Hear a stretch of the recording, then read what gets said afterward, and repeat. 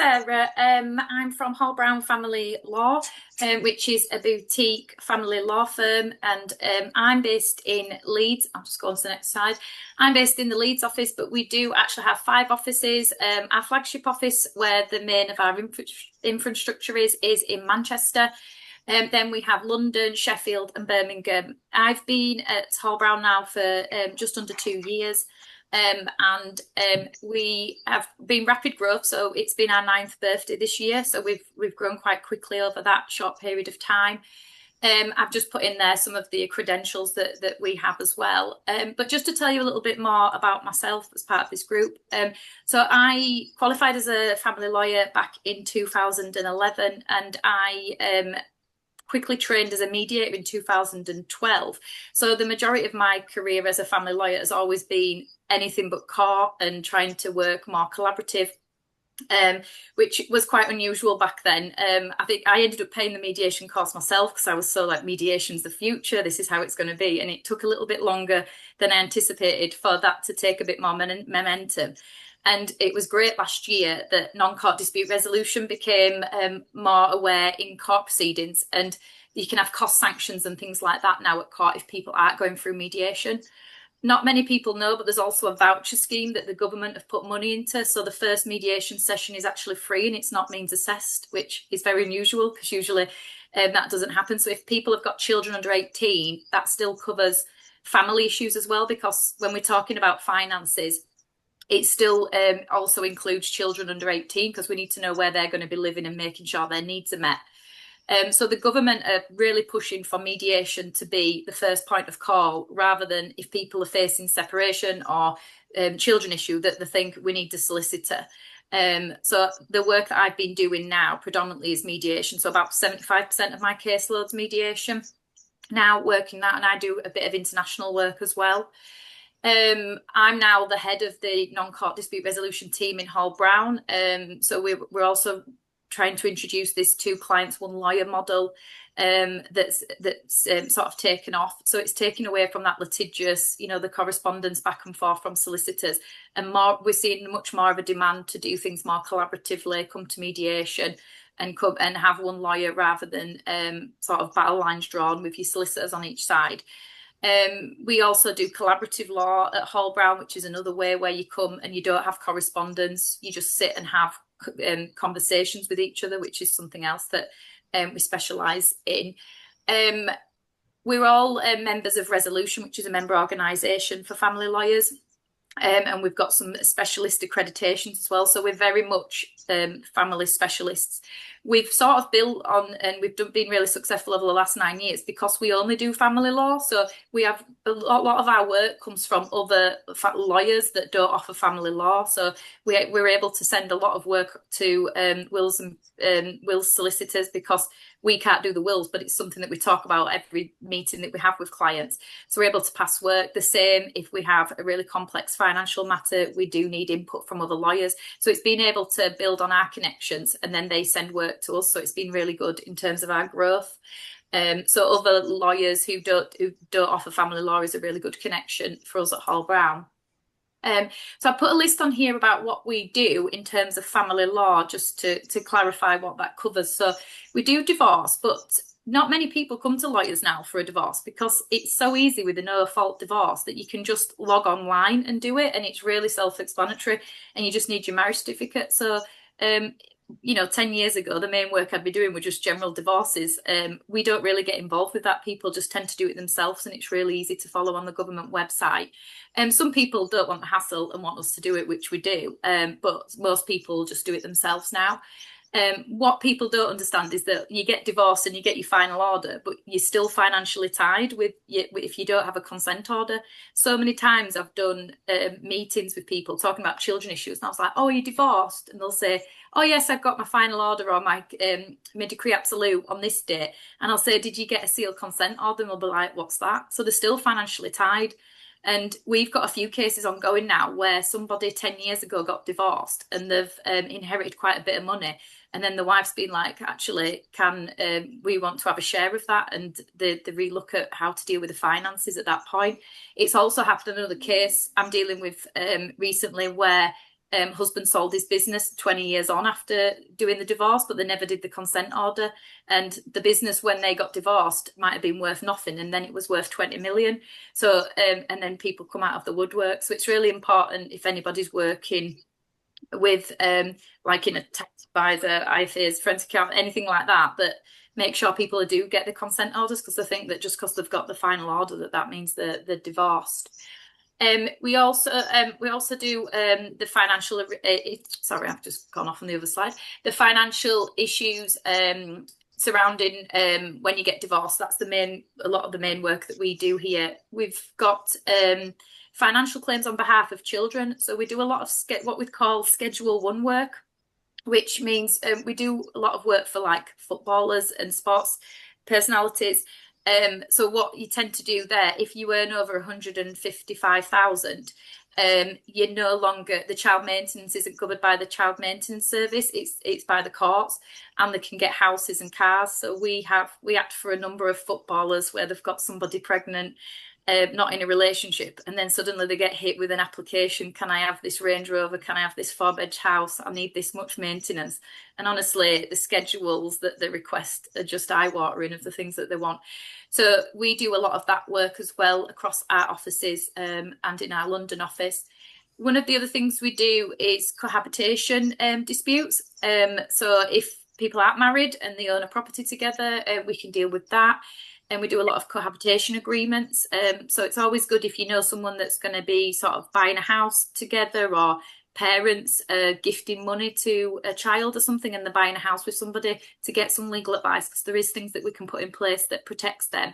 Lots of parents will now, what I've seen is gifting the children, because that's the only way they can get on the property ladder. And they'll be married, they'll be together, and then when they fall out, they're like, well, that 20 grand or that 50 grand wasn't for you.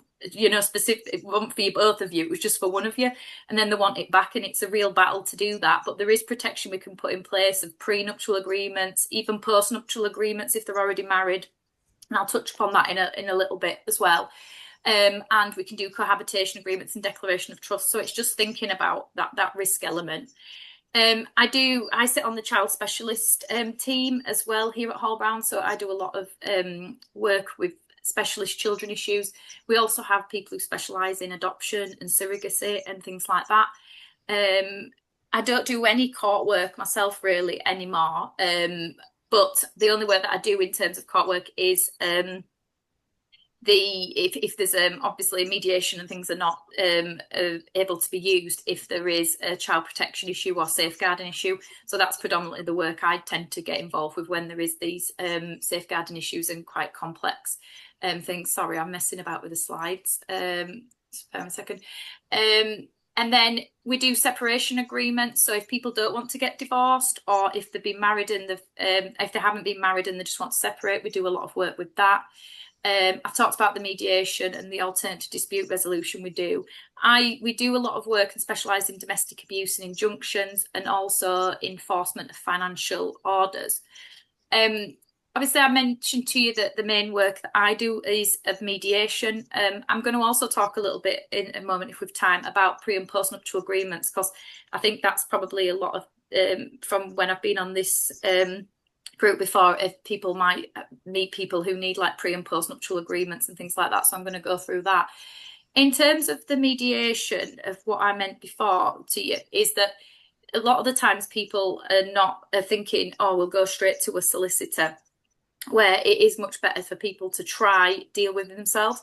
So obviously the first option usually would be to try discuss it over the kitchen table, so to speak, but sometimes having a mediator, a impartial third party facilitating the discussions can really help. I always think that my job's a bit more like a referee and when to blow the whistle, so I try to sit back and let husband and wife or mum and dad talk as much as they need to, and just steer it on the right path. Because if you're talking, people try put in emotions, and I try to keep it future focused. We're not there to berate someone as to the reasons why they've separated or what's happened in the past. It needs to be about practical steps moving forwards. And also, I'm really mindful, I'm not a counsellor, and I make that really clear. Some people have a misconception of what mediation is, and I don't have a counselling background. It's about practical steps moving forwards. I can give legal information as part of the mediation, which can really help. the parties move forwards. And it's more cost effective because they can get the legal information without having to go get their own respective solicitors, and the cost is shared between them. What we're seeing now is we're getting more. So when I first started training as a mediator, you just get people low value cases. What we're seeing now is we're getting quite high net worth cases coming through the door for mediation. So we're trying to work more collaborative and having more of a team together. So making sure that people have the information that's required to help them make an informed decision. So a lot of the mediations I do now involve other lawyers that are present. We also, a lot of the time, have a financial advisor that's with us in the mediations to give any advice they need or look at cash flow modelling. We might need a mortgage expert to give us mortgage reports. It may be that we need a forensic accountant to come in to do a report on a business valuation. We might need some tax advice. So there's lots of different people. So it's getting all that information together. So a lot of my role that I do as a hybrid mediator is finding out what information we need and getting everybody together to then help the clients make that decision. What's not helpful is if one person goes and gets their own valuation and then the other person gets theirs and they're different and then they've not agreed it. And that's where you end up in court proceedings and the costs just go through the roof. We can also have therapeutic support. So I don't know if there is any divorce coaches with L&P, but the divorce coach is a really good, useful person to help and give that emotional support as well. I'm also qualified to speak to children, so a part of the mediation. So usually it's about the age of 10 plus. The courts see that children can have a voice about arrangements that directly affect them. It's not about them making the decisions. It's about them having a voice and saying how they feel. So it's quite... it's always really difficult when you go see the children, because sometimes they're the most sensible person that I've spoke to that day. You know, they're just like, oh, I don't know what's wrong with mum and dad. You know, we need they should just do this, and they actually have the greatest of ideas when we sit and meet with them. So that's always a really good piece of work to do, and to find that. I have to assess though if the parents are going to listen to what the children say, because sometimes I don't think it's going to help, and it can be more damaging to a child if they speak to me and then nothing happens and then they have to go to court and they speak to another professional. So sometimes it's not always suitable in that in that way. If mediation doesn't work, we have really good connection with barristers that can come give an early neutral evaluation. We also have really good connections with arbitrators that can make determinations. So I wouldn't, you know, for mediation to work, there's got to be some element of negotiation and compromise. And if not, then it's not going to work. And sometimes you do naturally reach an impasse. So getting that strategic input can really help the parties sort of close the gap between them. And with the hybrid mediations, I always say to solicitors, do not send correspondence. I'm a big fan of the Language Matters project, about how we all write to each other as lawyers, and not using dear sirs. I get emails from people, and my email's sarah.manning, and I get dear sirs, and we've been emailing them. I might go for a drink with them. I know I'm social, and I still get dear sirs, which is a pet hate of mine. And also then in the letters, when we're talking about children or family, they've been married for 20 years and it's our client, your client, the parties, the applicant, respondent. So if I ever send any letters, I just make it more humanised, and the child as well, you know, they've got a name. And I think we have come a long way as family lawyers about the inflammatory language used, you know, sending emails at 5 p.m. on a Friday is something that needs to be done to annoy the other side because they can't get legal advice over the weekend. So I'm a big advocate about us all, you know, being a bit kinder to each other, you know, not sending emails after 5 p.m, you know, as well as family lawyers. We are a distress purchase. So everybody that we speak to, you know, it is very upsetting. You do have a lot of people emotionally distressed. So we don't need to make it harder for ourselves as lawyers as well, you know, with the letters. So sometimes it's just pick up the phone rather than sending letters. And as a mediator, I see the letters that come from solicitors from the other side, and some of them are absolutely horrendous, and I can't, you know, and then they've caused this rift. And at the end of the day, as family lawyers, after we've done the divorce or we've done the children matter, we don't see them clients again, but they have to carry on co-parenting relationship. And even if the children are 18, you still have to see them at weddings, you know, if they have graduations, at birthday parties, as grandparents. So I always try to just minimise the conflict as much as possible in the work that I do. And there is lots of consequences now, and there's case law coming through because it's relatively new about the non-court dispute resolution, that I think mediation will become more popular and people will try that first as well. One of the areas that I wanted to go through with, because I didn't know who the audience was today of who we was speaking to. So one of the things I wanted to just run through was about prenuptial agreements or postnuptial agreements. It's something that we do quite a lot of work on. And people think, are they legally binding in this country? Are they not? Is it worth the paper it's written on? Is it worth the cost? So I just wanted to just run through the main principles of that. So they're not binding in English law, and they'll be considered by the court based on the state of law at the time of the relationship breakdown. So you could make a prenuptial agreement now, but we don't know what the law will be in 10, 20 years' time if the relationship breaks down. The government might have said, well, actually, we do take them into account, so we can't crystal ball gaze of what the future holds. So it's more of like an insurance policy, really, the way I sort of see it. You do need to do certain things that are in the prenuptial agreement to make it more legally binding and have more weight. And the parties' assets and the family makeup at the time of the breakdown cannot be known. So you can't know if someone's going to have an affair. You don't know if what the reasons for the breakdown is. But if you have a really good detailed agreement, you can put different eventualities in there. There's also statutory reference to prenuptial agreements. So the law concerning them is developed through case law. So this case, Radmacher v. Granantino in 2010, did change prenuptial agreements, and this is why we've been doing a little bit more about this, and it brought about the fundamental change in the court's approach to nuptial agreements. So the key points to note from that landmark case was a pre- and post-nuptial agreement cannot be allowed to prejudice the reasonable requirement of any child. So if someone comes into me and says, I want a prenuptial agreement, I'm marrying this lady, and I want her to have absolutely nothing, we can't do that. Otherwise, it wouldn't be standard. We've got to make reasonable suggestions. So if he said he'd have to meet her needs, so if he was putting in there, well, she'd be able to get a house for 500 grand, she'd get this, or she'd get a lump sum, it's got to make her, it's got to look at the overall standard of living and how that would work in terms of needs. So we have to have a conversation about that and meet their needs, as it could be seen as rendered unfair.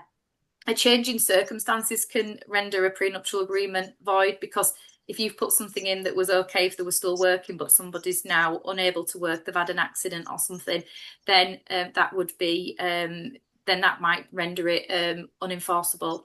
There's the independent legal advice should always be taken when you obtain a prenup. So if you did one and the other person hadn't signed it, they could say, well, actually, I didn't know what I was signing up to, so it's not worth the paper it's written on. And these were some of the things that came through from the case. Agreement needs to be in writing and signed. You need to have financial disclosure, because if you don't know what you're giving up, so say for instance you were marrying your husband and you didn't know he had 10 million in the bank, if you've signed something to say you don't want it, you don't know what you're giving up, and you won't be able to say what would be appropriate in terms of your needs. So there's got to be financial disclosure that's relevant, and the agreement's got to be a minimum of 21 days, guidance 28 days, because what were happening before, people were shoving a prenuptial agreement in front of somebody the day of the wedding or the day before. So they've taken that away, because you've got all your guests waiting, you've paid for the money, and you're under duress to actually sign it. So they were the things that came from the case. And if you do all them things, from my experience, they are watertight. You know, if someone came to me and they'd done all the right things and they said, oh, now we're getting divorced but I want more money, he's had an affair and we're doing this, we'd have to say, you know, you could argue it, but there's a risk, and also the costs that are associated with litigation. You might be saying it's going to cost you 20, 30 grand to fight it, and it might not be worth that. So each agreement is bespoke, so they're not cheap. It is a bespoke agreement. There's a lot of work that needs to be done, so that's probably why a lot of people don't do them.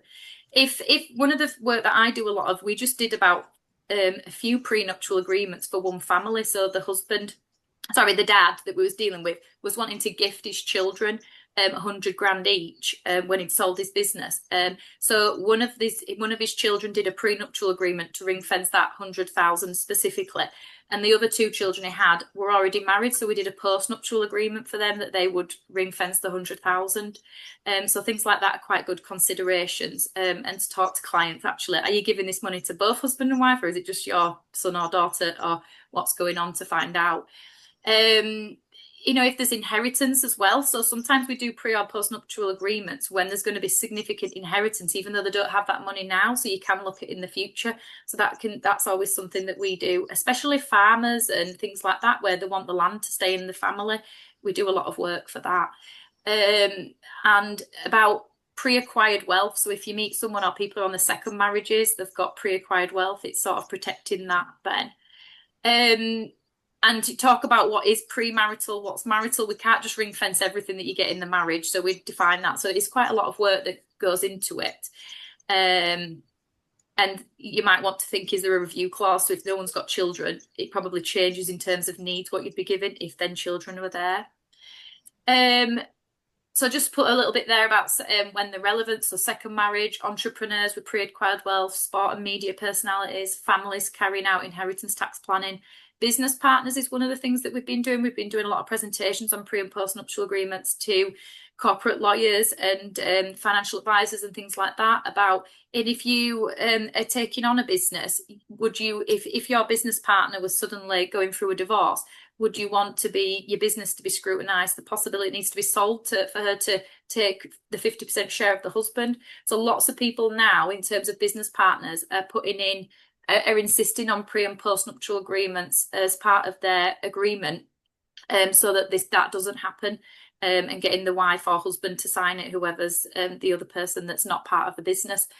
We've seen that happen quite a lot. And even though you're not going through a divorce yourself, if it's your business partner, you end up enthralled with it. You end up going to all the legal meetings, having to pay for the solicitors when it's no fault of yours and outside of your control. So we've got a few of them cases that are going on at the minute. I won't go through too much of that. I know that I'm running out of time. But again, it just says a bit about there. Don't forget post-nups, and also the tax implications of things is something that we do need specialist time. I'll just put my contact details up there, but I just wanted to say is in terms of the type of people that is good for me to connect with, if anybody knows anyone introduced or anyone on the call, the type of people that we generally look for to connect with are good connections and for us to send reciprocal work is accountants, IFAs, forensic accountants, tax advisors, property valuers, therapists. We do a lot of work with therapists. I was only yesterday trying to find us someone to do a psychiatric assessment on my client, sending things out like that, quotes, mortgage advisors, family lawyers other family lawyers are a really good contact for me, because I can't do if I've got a mediation case, I can't, or Hall Brown can't act as the lawyer. And the same if I'm the lawyer, I can't do, someone else in Hall Brown is the lawyer, I can't be the mediator. So we send lots of work to each other with other family lawyers as well in that sense. And other lawyers who don't offer family law, if their inquiries come through, and also for us to be able to send to them if we have any inquiries through. Thank you. Sorry, I know that was a bit of a whistle-stop talk to family law, but hopefully it gives you a bit of a taste of the stuff that I do on a daily basis. And if any of you that are here today feels like that you'd benefit from connecting further on another conversation, then please let me know. I don't know if anybody has any questions.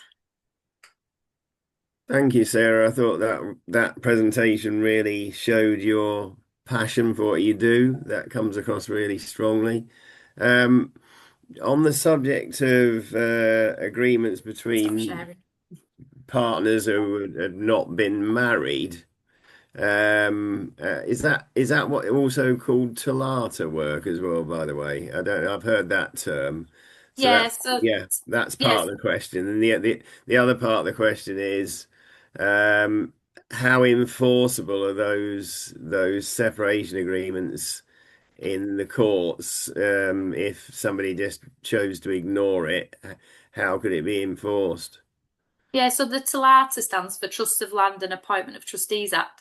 Right. So if you ever buy a property with somebody that you're not married, instead, because you can't go through the Matrimonial Causes Act, you go through TOLATA, which is then a civil case.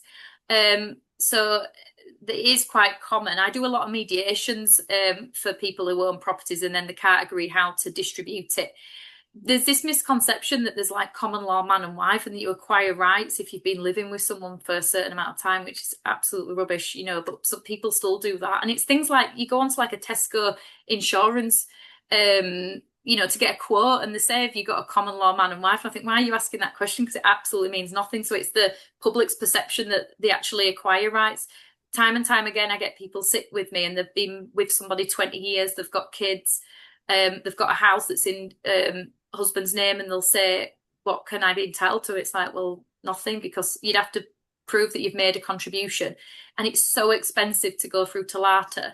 And the burden of proof's on you to prove that you've got a claim to that. And if you, as a wife that's been a stay-at-home mum the whole time, you've never paid towards the mortgage, you've never done any repairs, you've never bought anything, it's really difficult and it's really unfair. So there's lots of family lawyers at the minute that are really champion that you should have rights in them situations, because if you was married, it'd be completely different. You'd probably get spousal maintenance, you'd probably get the house, and it's really unfair is the law at the minute. But for TOLATA, if you did own a property, getting something like a declaration of trust to set out how you own the property is really helpful. The separation agreements, I don't do as many as them because they're not legally enforceable, but it is a document that sets out what you've agreed. So maybe if you, in that scenario that I just said where you've got children grown up, if you was allowing like the mum and the children to stay in the house, but you wanted to, when they're 18, you want to sell it and split the equity a certain way, you'd probably do a separation agreement then.